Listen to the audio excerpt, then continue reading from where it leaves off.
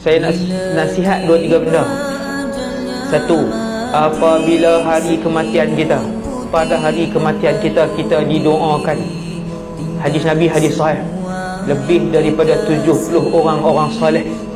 Sekiranya pada hari kematian kita ramai yang mai tu adalah orang-orang saleh, maka sekiranya 70 tadi dimakbulkan oleh Allah, diangkat azab kubur daripada kita.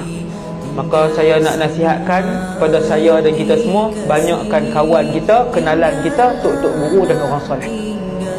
Contoh bila tengok pada hari kematian seorang tentera, siapa yang main banyak pada hari kematian dia? Tentera. Ni saya bukan nak kata kat tentera, saya nak buat contoh. Ni yang saya tengok dengan mata saya. Pada hari kematian seorang jururawat, 50% daripada yang main tu siapa? Jururawat lah. Saya nak bagi tuan-tuan faham. Pada hari kematian orang yang geng motorbike rosak, pada hari kematian dia, tuan-tuan boleh tengok berapa puluh biji, 5-60 biji motor-motor besar yang main ziarah. Saya nak abang macam ni. Bukan saya nak abang kata pekerjaan ni baik, pekerjaan ni tak baik, bukan.